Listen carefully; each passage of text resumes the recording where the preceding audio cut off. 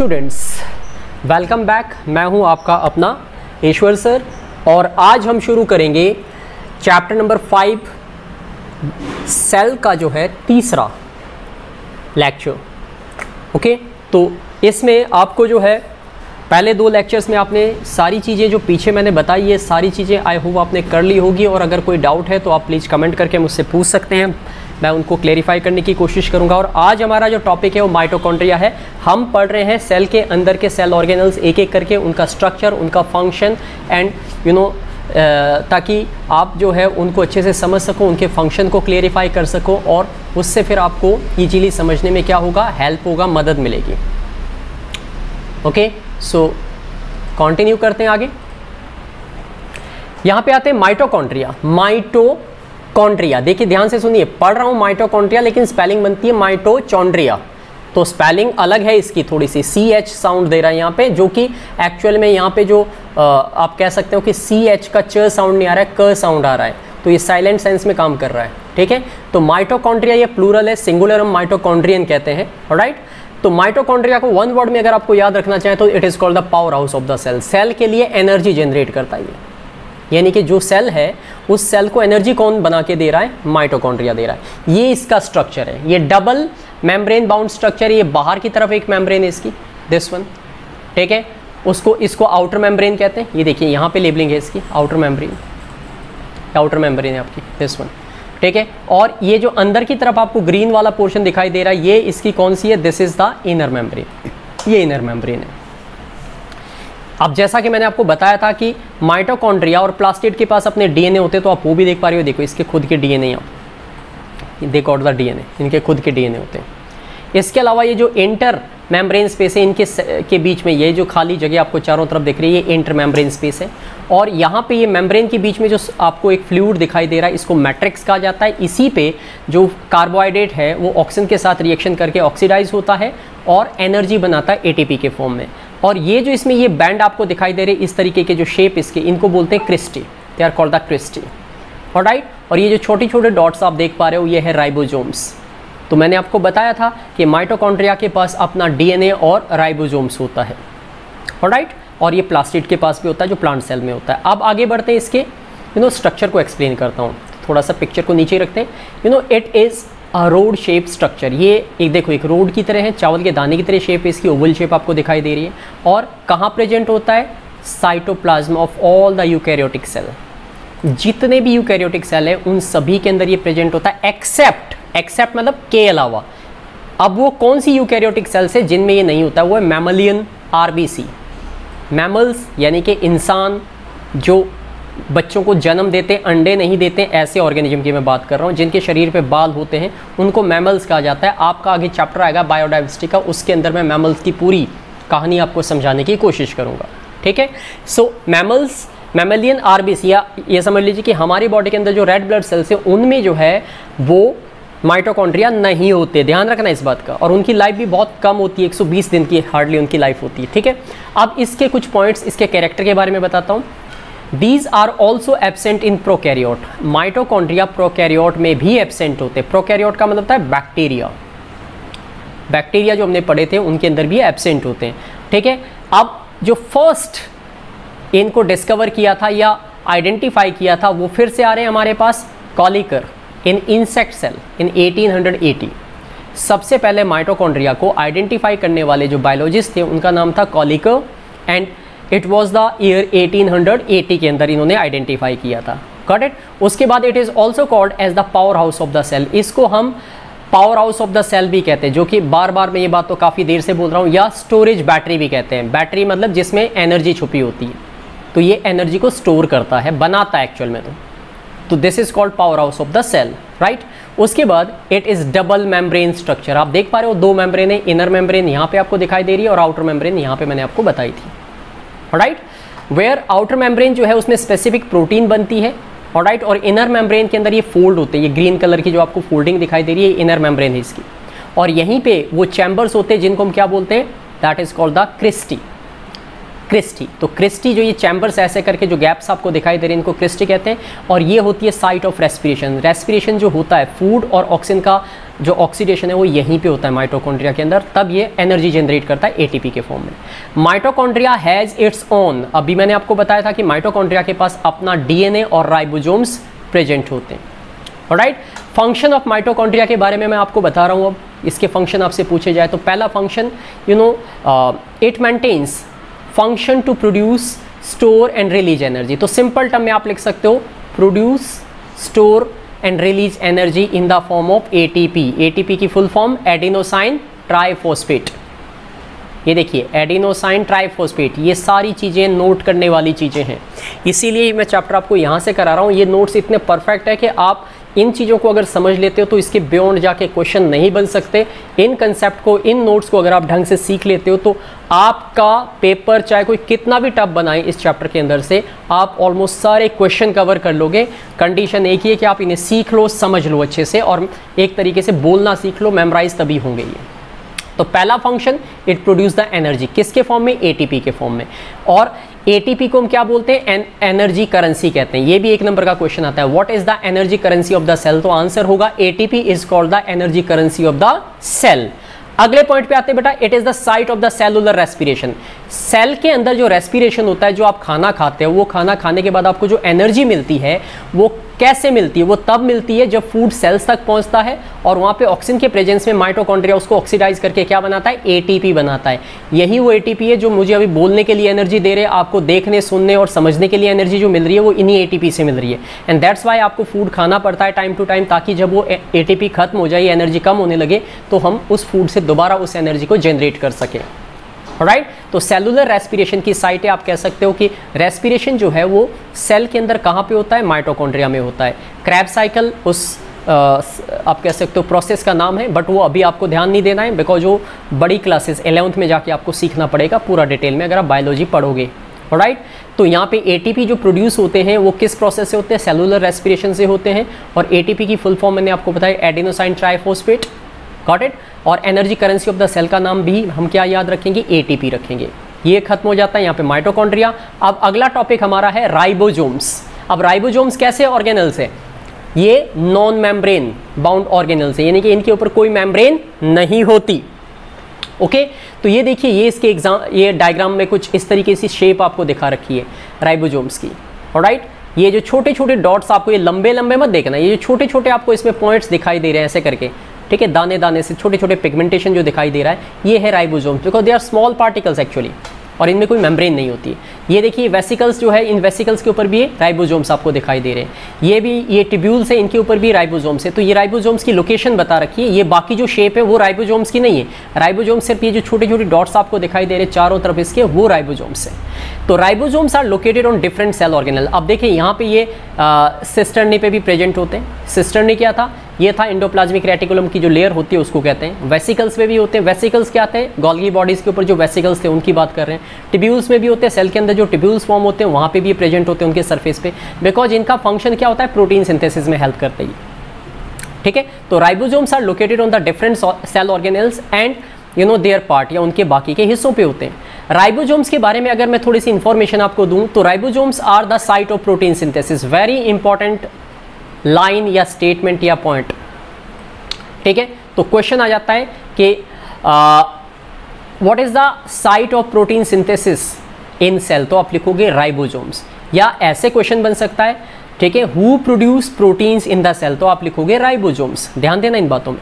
Okay, तो हमने ये भी पढ़ा था कि एंडोप्लाज्मिक रेटिकुलम जो है, रफ एंडोप्लाज्मिक रेटिकुलम, वहाँ पे प्रोटीन सिंथेसिस होती है। क्यों होती है? क्योंकि उसके सरफेस के ऊपर क्या है? राइबोसोम्स है, तो प्रोटीन सिंथेसिस कर रहे हैं। Alright, all the structural and functional जो प्रोटीन्स होती है, जितने भी टाइप की प्रोटीन्स यानी कि जो एंजाइम्स हमारे बॉडी के अंदर होते हैं, coded by the nuclear DNA, वो डीएनए के ऊपर जो भी लोकेशन होती है, alright, they are synthesized upon cytoplasmic ribosomes, वो भी राइबोसोम्स ही बनाते हैं। मतलब डीएनए की जो प्रोटीन है, डीएनए के जो जीन्स है, वो भी कौन बनाता है? राइबोसोम्स बनाता है। The DNA codes are transcripted into the messenger RNA. अब ये आरएनए क्या आ गया भाई? ये नई चीज आ गई ना। तो डीएनए का ही एक भाई है आरएनए। डीएनए का मतलब होता है डीऑक्सी राइबोन्यूक्लिक एसिड। अब डीऑक्सी की जगह अगर मैं आर का यूज करूं बिकॉज Na तो दोनों में आ रहा है, यहां पे भी Na आ रहा है, इसमें भी Na आ रहा है। तो R का मतलब क्या होता है? राइबोसोमल। ठीक है, RNA का मतलब होता है राइबोसोमल RNA। डीऑक्सी, DNA का मतलब हो गया डीऑक्सी, एक DNA था, ठीक है, और एक RNA था। तो DNA की फुल फॉर्म मैं आपको बता चुका हूं। RNA का मतलब, RNA 3 टाइप के होते हैं, mRNA, rRNA और tRNA। mRNA का मतलब होता है मैसेंजर RNA, ठीक है। rRNA का मतलब होता है राइबोसोमल RNA और tRNA का मतलब होता है ट्रांसपोर्टर RNA। ये वो RNA है, ठीक है, जो अलग अलग गाड़ियों के नाम है, जो चीज़ कहाँ से कहाँ भेजनी है उनके बारे में इसमें सीखना पड़ता है, बताना पड़ता है। एक्चुअली मैं ज़्यादा डिटेल में इसलिए नहीं जा रहा हूँ, तो आप थोड़ा सा डिफिकल्ट आपको फील होगा और फिर दिक्कत ये होगी कि आप शायद इसे सुन नहीं पाओगे, आपको लगेगा हम नहीं कर पाएंगे। तो मैं इतना डिटेल में इसमें जा नहीं रहा हूँ, बट ये नाम आपको थोड़े थोड़े पता होने चाहिए, तो आगे जाके आपको हायर क्लासेस में मदद मिलेगी। सो यू नो, अब यहाँ जो मैंने आपको बताया कि the DNA codes are transcripted, मतलब बदले जाते हैं इनटू किस में? मैसेंजर RNA में। mRNA मैसेंजर RNA को बोलते हैं, मॉलिक्यूल्स के फॉर्म में, प्रोटीन्स के फॉर्म में। फिर which comes out of the nucleus, जब वो न्यूक्लियस से बाहर आते हैं तो वो ट्रांसलेट होते हैं, यानी कि वो प्रोटीन सिंथेसाइज करते हैं। किसकी मदद से? राइबोसोम्स की मदद से, जो कहाँ पे चिपके हुए हैं? R या रफ एंडोप्लाज्मिक रेटिकुलम के ऊपर, और फिर वो उसी फॉर्म की प्रोटीन बनती है। हमारे बॉडी के अंदर लगभग 6 टाइप की प्रोटीन है, और ये 6 टाइप की प्रोटीन जो है वो कौन बनाता है? राइबोसोम्स बनाते हैं। तो जैसे उनको न्यूक्लियस से क्या मिलता है? आदेश मिलता है कि इस टाइप की प्रोटीन बनानी है, वो राइबोसोम्स उसी टाइप की प्रोटीन सिंथेसिस करते हैं। फंक्शन आपसे पूछे जाए तो आप बोलोगे, ठीक है, साइट ऑफ प्रोटीन सिंथेसिस। पहला फंक्शन तो यही है कि प्रोटीन सिंथेसिस की साइट है, यानी कि दे हेल्प इन फॉर्मेशन या सिंथेसिस ऑफ प्रोटीन। दूसरा है they also synthesize the protein and transport to the endoplasmic reticulum, यानी कि ये प्रोटीन बनाने के बाद उन्हें क्या करते हैं? एंडोप्लाज्मिक रेटिकुलम तक पहुंचाते भी है। किसकी मदद से? RNA की मदद से। और उस RNA का नाम क्या है? mRNA, messenger RNA। अब आए हम प्लास्टिड पे। ये सेल ऑर्गेनल एनिमल्स में नहीं होते, ये किस में होते हैं? प्लांट्स के अंदर होते हैं। These cell organelles are present in the plants. तो ध्यान से देखें, see you know it is double membrane discoidal structure. ये देखो, ये है स्ट्रक्चर यहाँ पे किसका? ये क्लोरोप्लास्ट का स्ट्रक्चर है, दिस वन। और मैंने आपको बताया था कि जो प्लास्टिड्स होते हैं वो 3 टाइप के हैं। कौन कौन से? क्लोरोप्लास्ट, ल्यूकोप्लास्ट और क्रोमोप्लास्ट। क्रोमो का मतलब कलर होता है, तो जो फ्लावर का कलर होता है प्लांट के अंदर, फ्रूट का कलर होता है, वो क्रोमोप्लास्ट से आता है, ठीक है। और क्लोरोप्लास्ट में जो क्लोरोफिल होता है उसकी वजह से लीफ का कलर ग्रीन होता है। और जो ल्यूकोप्लास्ट, तीसरे टाइप का जो प्लास्टिड है, वो फूड को स्टोर करता है, वो कलरलेस होते हैं। तो पहले प्लास्टिड के बारे में बता देता हूँ। It is double membrane discoidal, यानी कि डिस्क की शेप का स्ट्रक्चर होता है, found only in the plant cell, सिर्फ और सिर्फ प्लांट सेल में ही देखने को मिलता है। Beside being you know discoidal of the rhombic in plant, plant के अंदर ये डिस्क की शेप के होने की वजह से दे अकर इन वेरिएबल शेप, इनकी शेप अलग अलग हो सकती है। जैसे एल्गी का शेप, जो एल्गी है वो एक तरीके का प्लांट होता है, ठीक है, उसके अंदर इसकी शेप अलग होगी। एंड दे यू शेप में भी ये प्रेजेंट हो सकते हैं, स्पाइरल शेप में भी हो सकते हैं, कॉइल शेप में भी हो सकते हैं। डिपेंड करता है कि कौन से टाइप के प्लांट के किस हिस्से में है, तो वहाँ पे उनकी जो शेप है उसी हिसाब से डिज़ाइन हो जाती है। और ये नेचुरल है, इसमें इंसानों का कोई रोल नहीं है। अब आते हैं depending upon the type of the pigment present in them, they are of the following 3 types, यानी कि इनके अंदर मौजूद पिगमेंट की वजह से इनको 3 कैटेगरी में डिवाइड किया गया है। पहली जो कैटेगरी है वो ल्यूकोप्लास्ट की है, दूसरी जो कैटेगरी है उसको हम दूसरे टाइप के बोलते हैं क्रोमोप्लास्ट, और तीसरे होते हैं आपके क्लोरोप्लास्ट। तो what are leucoplast? The primary function is storage of starch. जो भी प्लांट फूड बनाते हैं उस फूड को वो स्टार्च के रूप में स्टोर करते हैं, तो वो कहाँ स्टोर होता है? ल्यूकोप्लास्ट में स्टोर होता है। ऑयल, प्रोटीन एक्सेट्रा, तो मतलब जो भी प्लांट ने फूड बनाया स्टार्च के फॉर्म में, ऑयल के फॉर्म में, प्रोटीन, उसको स्टोर करके कौन रखता है प्लांट के अंदर? सेल में वो कहाँ स्टोर होता है? ल्यूकोप्लास्ट के अंदर। इसके अलावा वाइट नहीं है एक्चुअली, वाइल होना चाहिए। While found in non photosynthetic tissue of the plant such as root, ठीक है, बल्ब, सीड एक्सेट्रा। इसके अलावा जो है ये ल्यूकोप्लास्ट प्लांट के किन हिस्सों में मिलते हैं देखने को आपको?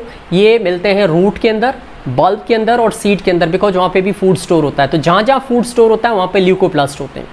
अब बात करते हैं दूसरे में, क्रोमोप्लास्ट। क्रोम का मतलब कलर, ठीक है, तो वो प्लास्टिड जो कलर इंपार्ट करते हैं। तो दीज आर कलर्ड, सिंपली आप ऐसे याद रख सकते हो, क्रोमो का मतलब है कलर्ड प्लास्टिड, ठीक है, एक्सेप्ट ग्रीन पार्ट को छोड़ के ये बाकी हर जगह पे प्रेजेंट हो सकते हैं। ऑलराइट। तो जो फ्रूट का रेड कलर होता है, येलो कलर होता है या कोई और कलर होता है, वो किसकी वजह से होता है? क्रोमोप्लास्ट की वजह से होता है। फ्लावर के जो कलर होते हैं वो भी किसकी वजह से है?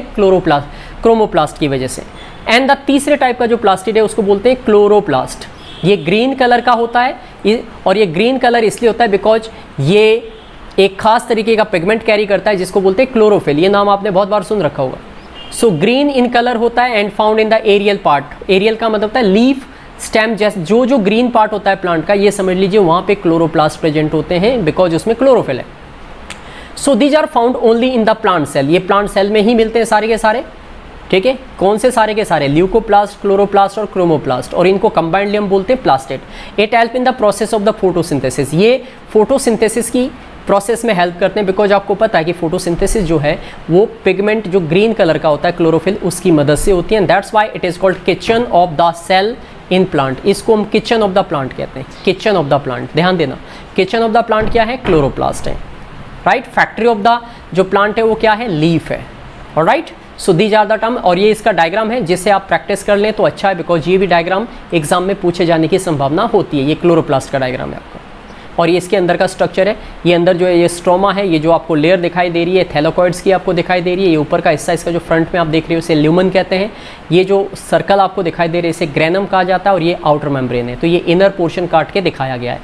क्लोरोप्लास्ट के जो अगर हम ध्यान से देखें तो इसके कुछ पॉइंट जो हमें समझने चाहिए उसके बारे में। तो chloroplast have following 2 parts. 2 part में हम डिवाइड करते हैं। एक होता है ग्रेना। अब ग्रेना कहाँ पे? अभी मैं आपको बता रहा था, ये रहा, ये ग्रेना पूरा का पूरा ये पोर्शन की हम बात कर रहे हैं। एंड दूसरा होता है स्ट्रोमा। स्ट्रोमा आपको कहाँ दिखाई दे रहा है? ये पोर्शन, ये जो खाली जगह आपको दिखाई दे रही है यहाँ पे जगह जगह पे, ये स्ट्रोमा पार्ट है। सो ग्रेना का क्या रोल है? Grana it constitute the lamellar system. ये एक लैम्युलर का मतलब लेयर वाइज सिस्टम बनाता है each granum of the chloroplast. And remember these are found layered on top of each of. अब देखिए लेयर के रूप में ना, ये ग्रेनम एक के ऊपर दूसरी लेयर, ऐसा लगता है जैसे कॉइन्स एक के ऊपर एक रखे गए, तो इस तरीके से होते हैं, ऑलराइट। तो ये स्टॉक के फॉर्म में होते हैं, और इनको प्लूरल, सिंगुलर ये ग्रेनम है और प्लूरल में हम क्या बोलेंगे? ग्रेना। ईच ग्रेनम, ग्रेनम मतलब एक की बात कर रहा हूँ, और ग्रेना मतलब बहुत सारों की बात कर रहा हूँ। तो each granum of the chloroplast is formed by the super imposed close compartment called the thylakoid. ध्यान देना, थैलाकोइड्स क्या होते हैं? ये जो आपको एक एक करके जो एक सिंगल लाइन दिखाई दे रही है ऐसे, इनको हम कंबाइंडली क्या बोलते हैं? थैलाकोइड्स बोलते हैं। तो ये जो पोर्शन बनते हैं ये थैलाकोइड से मिलके बनते हैं, ऑलराइट। फंक्शन अगर आपसे पूछा जाए ग्रेना का तो क्या लिखेंगे? ठीक है, they are the site of the light reaction. जो फोटोसिंथेसिस की रिएक्शन है वो इन्हीं जगहों पे होती है, ठीक है। तो फोटोसिंथेटिक पिगमेंट जो है क्लोरोफिल, ठीक है, फोटोसिंथेसिस का, वो इन्हीं के अंदर प्रेजेंट होता है। ये ग्रीन कलर के होते हैं बिकॉज ऑफ दैट। स्ट्रोमा के बारे में बात करते हैं, जो खाली स्पेस हमारे पास क्लोरोप्लास्ट के अंदर दिखाई दे रहा है, इसका ये क्या है? इट इज़ ए ये भी एक ग्रैनुलर ट्रांसपोर्ट सब्सटेंस है। इसको मैट्रिक्स कहते हैं, यानी कि खाली जगह भरी हुई, उसको मैट्रिक्स कहा जाता है। Grana are embedded in it. इसके अंदर ये हर जगह पे फ्लूइड के रूप में, लिक्विड के रूप में प्रेजेंट होते हैं।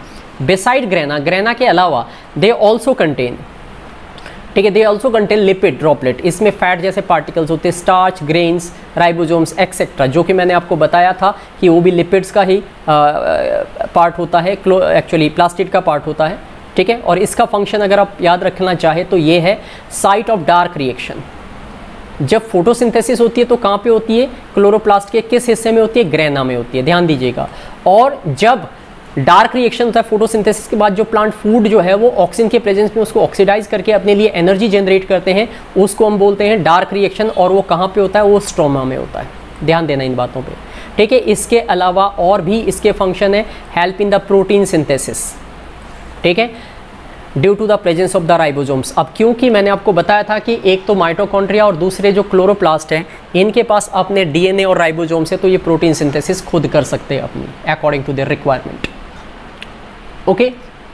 यहाँ पे अब बात करेंगे हम वैक्यूल्स की। अगला जो सेल ऑर्गेनल्स है वो वैक्यूल है। ये जो सेल आप देख पा रहे हो ये प्लांट सेल है, और ये प्लांट सेल का जो इतना बड़ा वैक्यूल है, एनिमल सेल में जो वैक्यूल है वो छोटे छोटे ऐसे डॉट के रूप में आपको देखने को मिलेगी, लेकिन प्लांट सेल के अंदर ये काफ़ी बड़ा है, इतना बड़ा ये वैक्यूल आपको यहाँ पे देखने को मिल रहा है, ठीक है। दिस इज टू, इसको आप ध्यान से यहाँ पे मैं इसको थोड़ा सा, तो ये वैक्यूल है, this is the vacuole over here, ये वैक्यूल है, ठीक है। अब ये जो वैक्यूल है ये क्या होता है, इसका क्या रोल है मैं बताता हूँ। ये बिल्कुल एक ऐसे समझ लीजिए कि एक ट्रांसपेरेंट पन्नी, पॉलीबैग की तरह है, ठीक है। और इसके अंदर कुछ चीज़ें स्टोर होती है, वाटर होता है, फूड स्टोर करता है प्लांट, तो वो मैं आपको भी बताने वाला हूँ। देखिए these are the membrane bound regions. Membrane bound मतलब ये एक पॉलीबैग की तरह होता है, बलून की तरह होता है और फूला हुआ होता है, और ये साइटोप्लाज्म के अंदर प्रेजेंट होता है।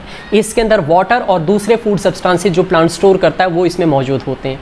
दे आर मेम्ब्रेन बाउंड है, इसमें भी सिंगल मेम्ब्रेन होती है। ये जो बाहर इसके चारों तरफ एक लेयर से आपको दिखाई दे रही है, एक मेम्ब्रेन है, और उस मेम्ब्रेन का एक नाम है, उसे याद रखना, this is called the tonoplast. क्या कहते हैं इसको? टोनोप्लास्ट। क्वेश्चन 1 मार्क का क्वेश्चन एग्जाम में आता है कि व्हाट इज टोनोप्लास्ट, तो आप क्या लिखोगे? The membrane of the what? Vacuole. Outer membrane या bounded membrane of the vacuole is called tonoplast कहते हैं इसको। Alright. In the animal cell, अगर एनिमल सेल के बारे में मैं बताऊं आपको, तो इन एनिमल सेल वैक्यूल जो है वो या तो एब्सेंट होते बड़ा, या बहुत स्मॉल साइज के होते हैं, बहुत ही छोटे होते हैं। ऑलराइट। एंड प्लांट सेल के अंदर एक ही वैक्यूल होता है लार्ज साइज का, जैसे कि आप यहाँ देख पा रहे हो, ये एक ही वैक्यूल है लार्ज साइज का। ऑलराइट। एंड इसका फंक्शन ये होता है कि ये लगभग इस पूरे सेल का 90% एरिया कवर करता है, 90% पे यही होता है, और ये सेल को एक तो टर्जिड यानी कि फुला के रखता है, और ये वाटर को सबसे ज़्यादा स्टोर करके रखता है।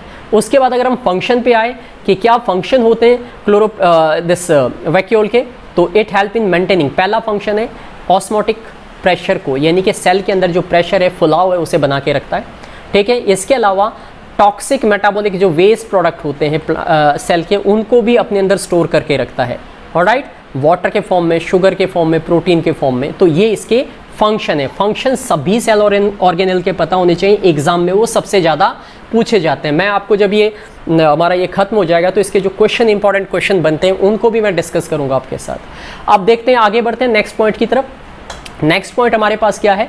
ठीक है, that is about lysosomes. Lysosomes को एक नाम दिया जाता है, they are called the suicidal bags of the cell. Suicidal का मतलब होता है जैसे सुसाइड बॉम्बर्स होते हैं, कि वो अपने बॉडी पे बॉम्ब बांधते हैं और फिर लोगों की भीड़ में जाके जो आतंकवादी है वो खुद को उड़ा देते हैं, वो खुद भी मरते हैं और औरों को भी मारते हैं, उनका मकसद दूसरों को मारना है। लेकिन ये जो लाइजोसोम्स है, इसका मकसद दूसरों को मारना नहीं है, सेल को मारना नहीं है, बल्कि सेल को बचाना है। मान लो सेल के अंदर अगर कई बार, ठीक है, बाय चांस किसी ना किसी फॉर्म में वायरस या बैक्टीरिया एंटर कर जाए, तो वो वायरस और बैक्टीरिया सेल को पूरी तरीके से खराब कर देगा, डैमेज कर देगा। ऐसे में ये जो छोटे छोटे, ये देखो, ये पिगमेंट आपको दिखाई दे रहे हैं, इसको थोड़ा बड़ा करके देखें तो इस शेप में आप इनको देख पा रहे हो, ऐसे करके। ये लाइजोसोम्स है, ये छोटे छोटे वेसिकल्स है, ये समझ लो छोटे छोटे बुलबुले टाइप है, जिसके अंदर एक लिक्विड होता है जिसको हम एंजाइम कहते हैं। तो ये क्या करते हैं, जैसे ही सेल के अंदर कोई भी बाहर का फॉरेन पार्टिकल एंटर करता है जो सेल को डैमेज कर सकता है, ये उस पे जाएंगे, उस पे खुद को फोड़ देंगे, और इनके अंदर से जो लिक्विड निकलेगा वो एसिड की तरह होता है, वो इनको क्या कर देगा, खत्म कर देगा। तो इस तरीके से खुद को डिस्ट्रॉय करके सेल को प्रोटेक्ट करते हैं। कई बार अगर सेल डैमेज हो गई है तो उस सेल को भी ये इनगल्प कर जाते हैं, इसीलिए इनको सुसाइडल बैग्स कहा जाता है। तो they are the tiny, tiny मतलब बहुत छोटे मेम्ब्रेन बाउंड वेसिकल्स होते हैं। ठीक है।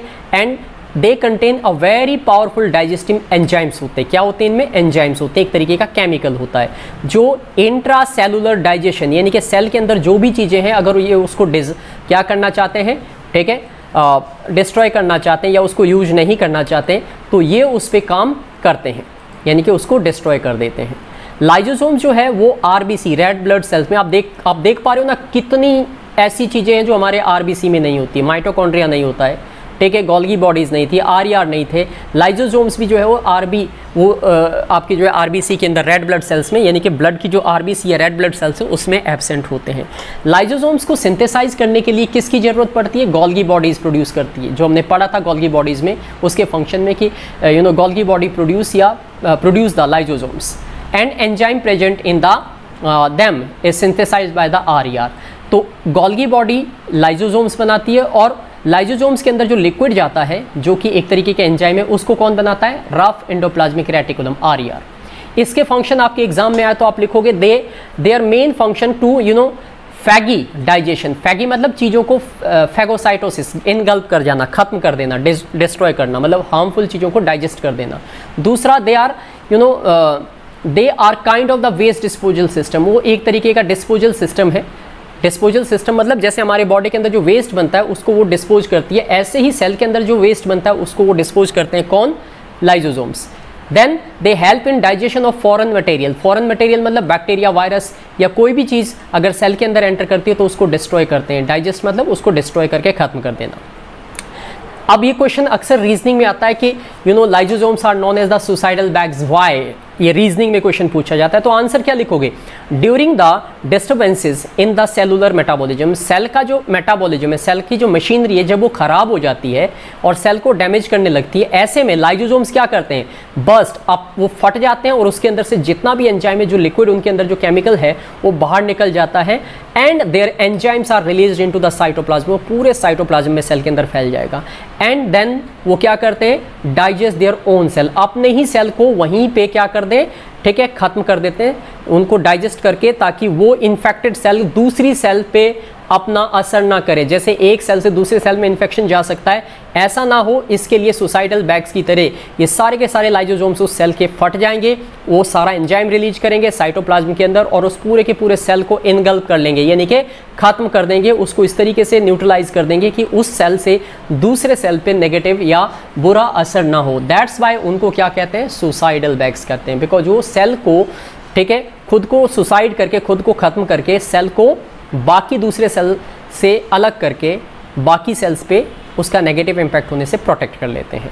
अब यहाँ तक हमने सारे सेल ऑर्गेनेल्स कर लिए, लास्ट सेल ऑर्गेनेल था लाइजोसोम्स। अब हमारे पास आते हैं कुछ question as well as concept, जैसे जो एक क्वेश्चन जो फ्रीक्वेंटली एग्जाम में बच्चों से पूछा जाता है कि write the difference between cell wall and animal cell and plant cell, या सेल वॉल और सेल मेम्ब्रेन, तो वो आगे देखेंगे। फिलहाल हमारे पास प्लांट सेल और एनिमल सेल के बीच का डिफरेंस है।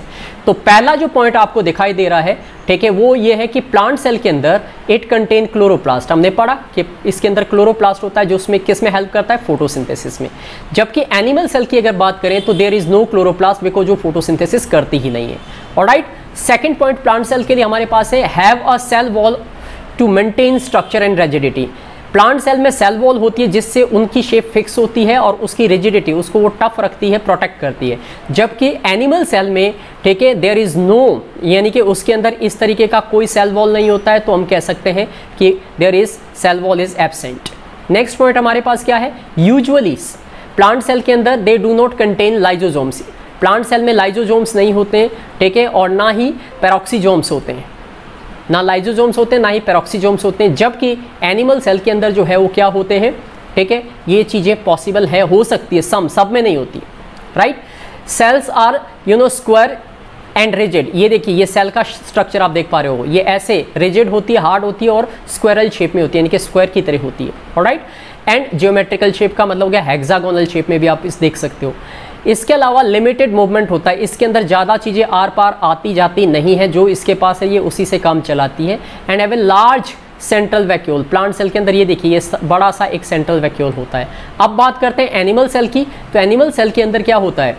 नो सेल वॉल एब्सेंट होती है, ठीक है। इसके अलावा सीलिया और फ्लैजिला कुछ एनिमल सेल के अंदर प्रेजेंट हो सकते हैं। सेल जो है वो फ्लूइड से भरी होती है क्योंकि उसमें साइटोप्लाज्म होता है और सेल मेम्ब्रेन उसकी फ्लेक्सिबल होती है, तो वो अपनी शेप चेंज करती है। Cells can move around, cell के अंदर मूवमेंट भी देखने को मिलता है, जैसे कि अमीबा के अंदर यूनिसेलुलर जो सेल्स है, ठीक है। एंड हैज़ स्मॉल और नो वैक्यूल, या तो इनके अंदर वैक्यूल एब्सेंट होते हैं एनिमल सेल में, और अगर होते भी है तो बहुत छोटे छोटे पार्टिकल्स के फॉर्म में होते हैं। And they have lysosomes. अब मैंने आपको बताया था कि इनके पास लाइजोसोम्स नहीं होते हैं, बट यहाँ पे लाइजोसोम्स होते हैं मोस्ट ऑफ द केसेस के अंदर। तो ये था प्लांट सेल और एनिमल सेल के बीच का डिफरेंस, और ये दो डायग्राम प्लांट सेल और एनिमल सेल के, जिनको आपको अच्छे से प्रैक्टिस करना चाहिए, बिकॉज ये एग्जाम में बिल्कुल आते हैं। इतना क्रिटिकल फॉर्म में मत ड्रॉ कीजिए, इसको सिंपलेस्ट फॉर्म में आप ड्रॉ कर सकते हो, उसका मैं बाद में आपको बताऊँगा क्या। अब यहाँ पे सेल डिवीजन की हम बात करते हैं, तो ये सेल डिवीजन वाला पोर्शन हमारे एनसीईआरटी में नहीं है, तो मैं सिर्फ आपको ब्रीफ कर देता हूँ इसको, ब्रीफ मतलब शॉर्ट में। तो जब जो सेल है वो 1 से 2 में, सेल थियरी में हमने यही पढ़ा था कि सेल डिवीजन होता है 1 से 2 सेल, 2 से 4 सेल, यानी कि हर सेल अपने जैसी दूसरी सेल प्रोड्यूस करती है, उसको सेल डिवीजन कहते हैं। तो process of dividing the cell और multiplying the cell is called cell division. और ये दो टाइप की जो है सेल डिवीजन होती है आपको 11th में देखने को मिलेगी। एक को हम बोलते हैं माइटोसिस और दूसरी होती है मियोसिस। माइटोसिस मतलब जब 1 से 2 सेल बनती है और मियोसिस मतलब जब 1 से 4 सेल बनती है। तो इसको बस मैं इतना ही बताऊंगा बेटा, ये क्योंकि आपके एनसीईआरटी के 9th के अकॉर्डिंग ये चीज़ें नहीं है, ये 11th के लेवल की है, तो आपको ज़्यादा बर्डन नहीं डालूंगा फिलहाल। आप सिर्फ इन नामों को भी अगर आप मेमोराइज कर लो, समझ लो, तो that is sufficient for you. अब यहाँ पे हमारा चैप्टर कंप्लीट हो जाता है और लास्ट में हमारे पास जो आते हैं वो आते हैं इसके क्वेश्चन एंड आंसर। तो सबसे पहले शॉर्ट आंसर टाइप के क्वेश्चन को मैं डिस्कस कर रहा हूँ आपके साथ, ठीक है। शॉर्ट आंसर टाइप क्वेश्चंस में जैसे name the largest cell of the living world. Living world की सबसे बड़ी सेल हमने कौन सी पढ़ी थी? ऑस्ट्रिच, ठीक है, ostrich egg. Who gave the fluid Mosaic model of plasma membrane. Plasma membrane का फ्लूइड मोजाइक मॉडल किसने दिया था? वॉटसन एंड आई थिंक 2 नाम थे, दूसरा मेरे दिमाग में फिलहाल नहीं आ रहा है। Which cell organelle is called the head quarter of the cell? तो that was mitochondria. Which cell organelle is called the power house of the cell? ठीक है, हेड क्वार्टर जो है, सॉरी न्यूक्लियस है, हेड क्वार्टर न्यूक्लियस था और power house क्या था हमारे पास? Mitochondria. Which cell organelle contain enzymes for ATP production. किस सेल ऑर्गेनेल के अंदर एंजाइम होते हैं जो एटीपी प्रोड्यूस कर सकते हैं, एटीपी प्रोड्यूस करने के लिए? तो वो था, दैट वाज माइटोकॉन्ड्रिया ही था वो भी, क्योंकि उसी के अंदर एटीपी प्रोड्यूस होते हैं, alright. In mitochondria which protein contain specific protein. तो माइटोकॉन्ड्रिया के अंदर, ठीक है, विच पोर्शन में जो है स्पेसिफिक प्रोटीन्स होती है, ये आपको पता लगाना है। तो ये कंसेप्ट, अब मैं सारे आंसर नहीं बताऊंगा आपको, क्यों? क्योंकि ये पूरा कंसेप्ट करने के बाद, पूरे चैप्टर को पढ़ने के बाद आप इन चीज़ों को वीडियो में देख के ढूंढें, पता लगाएं कि ये किसके आंसर क्या है। और अगर तब भी नहीं मिलते तो आप मुझे कमेंट करें, फिर मैं आपको आंसर बताऊंगा, ठीक है। तो आप देख पा रहे हो कि सारे क्वेश्चन उन्हीं कंसेप्ट में से जो हमने, जितने भी नोट्स वाले फॉर्मेट में मैंने आपको पूरी वीडियो समझाई, एक्सप्लेन की पूरे चैप्टर की, उसी में से इन क्वेश्चंस को एक्सट्रैक्ट करके बनाया गया। और ये कोई भी किसी भी फॉर्म में बना सकता है, जरूरी नहीं है कि सेम फॉर्म में ही पूछे जाए आपसे, ठीक है। इसलिए ये इंपॉर्टेंट है कि आप इनको अच्छे से समझ लें। Which cell organelle is called the digestive bag. तो अभी लास्ट में हमने पढ़ा था उसके बारे में, ठीक है, हम सुसाइडल बैग्स की बात कर रहे हैं, राइट। सो वो थे lysosomes. Which cell organelle control the osmotic pressure in a cell. Osmotic pressure जो है कौन सा सेल ऑर्गेनल जो है वो बैलेंस करता है? तो वो था हमारा वैक्यूल। प्लांट सेल में काफ़ी बड़ा होता है। अब थोड़े से जो ये थे 1 मार्कर क्वेश्चन, अब थोड़े इनको एक्सटेंड करके शॉर्ट क्वेश्चन में आ जाते हैं। What is the composition of the protoplasm. Protoplasm का क्या कंपोजिशन होता है? ये सारे क्वेश्चन आप अपने नोटबुक में कर सकते हैं, ठीक है, इन्हें तैयार कर सकते हैं, इनको क्वेश्चंस को नोट करके अपनी इनके आंसर साथ साथ लिख सकते हैं, ताकि एग्जाम में आपको इन सब चीज़ों की प्रैक्टिस हो चुकी हो। सेल डिफाइन करने के लिए आपसे पूछा गया है कि सेल को डिफाइन कीजिए, तो आपको अच्छे से पता होगा हमने सेल को कैसे डिफाइन किया था। It is the basic fundamental structural and functional unit of life. और डिफरेंस आपसे पूछे जा रहे हैं डिफ्यूजन और ऑस्मोसिस के, तो दैट इज ऑल्सो, वो भी मैंने पूरा अच्छे से आपको एक्सप्लेन किया है। अगला क्वेश्चन ये पूछ रहे कि वाई प्लाज्मा मेम्ब्रेन को जो हम सेलेक्टिवली परमेबल कहते हैं? बिकॉज ये सेलेक्टेड चीज़ों को ही सेल के अंदर एंट्री देती है, इसीलिए ये सेलेक्टिवली परमेबल है। इसके अलावा क्रिस्टी क्या होते हैं? तो क्रिस्टी आपको याद होगा, ठीक है, ये एक तरीके के जो फोल्ड होते हैं उनको क्रिस्टी कहा जाता है, ठीक है, गोल्गी बॉडीज़ में। वहाँ से आपको इसको डिस्कस करना है। State any 2 function. Golgi bodies के 2 फंक्शन आपको बताने। Name the various types of plastid present in a plant cell. एक प्लांट सेल के अंदर कितने टाइप के प्लास्टिड थे? तो 3 हमने पढ़े थे, ल्यूकोप्लास्ट, क्लोरोप्लास्ट, क्रोमोप्लास्ट, ठीक है। State the main function of the lysosomes के क्या फंक्शन है? लास्ट में ये टॉपिक हमने कंप्लीट किया था। Which cell organelle is known as the power house of the cell and why. तो कौन सा वो सेल ऑर्गेनल है जिसको हम पावर हाउस कहते हैं, और क्यों कहते हैं? पावर हाउस का मतलब वो पावर पैदा करता है, तो वो माइटोकॉन्ड्रिया था। क्यों कहते हैं? Because it's generate energy by the process of cellular respiration. अब SER स्मूथ एंडोप्लाज्मिक रेटिकुलम के फंक्शन आपसे पूछे जा रहे हैं, तो ये 2-2 नंबर के क्वेश्चन में इस टाइप के क्वेश्चन आपके बनते हैं। तो आपको रटना कुछ नहीं है, आपको सिर्फ ये देखना है कि इनमें से कितने क्वेश्चन के आंसर आपको पहले से ही आते हैं, जैसे आप क्वेश्चन को पढ़ रहे हो और यू नो कि yes I know the answer of this. It means आपने कंसेप्ट को बहुत अच्छे से सीखा है, तभी आपको आंसर नेचुरली आ रहे हैं। बट अगर ऐसा नहीं है तो इसका मतलब है आपको वीडियो दोबारा देखनी चाहिए और फिर उसके बाद उसमें देखना चाहिए कि कहाँ कहाँ पे इन क्वेश्चन के आंसर निकल रहे हैं, उनको फिर अपने नोट करें, उनको तैयार करें। और जब इस तरीके से आप राइटिंग भी करोगे, आप इसको लिसनिंग भी करोगे और वीडियो को कई बार देखोगे, तो फाइनली आपको लगभग सारा कंसेप्ट, सारा चैप्टर इजी लगेगा। लॉन्ग आंसर टाइप क्वेश्चन देखो किस टाइप के बनते हैं। जैसे डायग्राम आपसे पूछा जा सकता है, वेल लेवल डायग्राम ऑफ माइटोकॉन्ड्रिया, हमने देखा था कैसे बना हुआ है, प्रैक्टिस से अच्छे से तैयार होगा। Different plant cell, animal cell के, ये भी हम लास्ट स्टेज में आके पढ़े थे हमने। शॉर्ट नोट न्यूक्लियस के ऊपर आ सकता है, न्यूक्लियस के कैरेक्टर आपको बताने, आप डायग्राम बताओगे, उसके जो है फंक्शन बताओगे एंड ऑल दैट। इसके अलावा explain the effect of concentration of solution, कि जब एक सेल को हम किसी सॉल्यूशन में डालते हैं तो वो 3 टाइप के जो सॉल्यूशन हो सकते हैं, हाइपरटोनिक हो सकता है, हाइपोटोनिक या आइसोटोनिक, तो उसमें सेल का क्या पॉसिबिलिटी होती है कि वो श्रिंक होगी, सेम रहेगी या फिर स्वेलअप होगी। अब who propose the cell theory किसने दी थी, तो शेल्डन एंड शॉन 2 साइंटिस्ट थे जिन्होंने दी थी, और उनके पोस्टुलेट यानी कि 3 पॉइंट जो हमने सेल थ्योरी के पढ़े थे वो आपको लिखने। इसके अलावा वेल लेवल डायग्राम प्लांट सेल का आपको आना चाहिए, एनिमल सेल का भी आपको आना चाहिए, ये प्रैक्टिस से अच्छे से होंगे। इसके अलावा जो है how does unicellular organism differ from multicellular, तो यहाँ पे कुछ नहीं है बल्कि डिफरेंस पूछ रहे यूनिसेलुलर और मल्टीसेलुलर ऑर्गेनिज्म के बीच में। क्वेश्चन नंबर 8 में आपसे पूछा जा रहा है व्हाट आर प्लास्टिड, प्लास्टिड्स क्या होते हैं, तो प्लास्टिड की डेफिनेशन आपको बतानी है। 3 टाइप के प्लास्टिड हमने पढ़े थे, ठीक है, उनके स्ट्रक्चर और टाइप्स को आपको एक एक करके स्टेटमेंट में, वो सारे नोट्स में एज इट इज आपको मिल जाएंगे, आप वहाँ पे देखिए, उनको नोट कीजिए और फिर उन्हें तैयार कीजिए प्रैक्टिस करके। What are the function, vacuoles के फंक्शन आपको बताने, तो स्टोरेज करता है वेस्ट की, ठीक है, जो भी प्लांट के अंदर होता है। इसके अलावा ये फुल फॉर्म आपसे पूछी गई, ATP adenosine triphosphate, DNA deoxyribonucleic acid, RNA ribose nucleic acid, okay, और साथ में इनके सबके फंक्शन भी जो बनते हैं वो आपको लिखने होंगे। ऑब्जेक्टिव टाइप क्वेश्चन में देखिए फिल इन द ब्लैंक्स में आपसे पूछा गया dash and dash propose the cell theory, तो शेल्डन एंड शॉन यहाँ पे आएगा। Mitochondria are found in dash cell, किस में मिलता है, यूकैरियोटिक सेल में मिलता है, प्रोकैरियोटिक में एब्सेंट होता है। A dash can be made into crystal, bacterium, virus या अमीबा, इनमें से क्या आएगा कि किसको हम क्रिस्टल के फॉर्म में जो है वो बना सकते हैं, तो वो वायरस है जिसको हम क्रिस्टल के फॉर्म में कन्वर्ट कर सकते हैं। The main constituent of the cell wall in plant, plant के अंदर जो मेन कॉन्स्टिट्यूएंट होते हैं सेल वॉल के वो क्या थे, सेलुलोज था, ठीक है। इसके अलावा dash organelle is the power house of the cell, it was mitochondria, alright.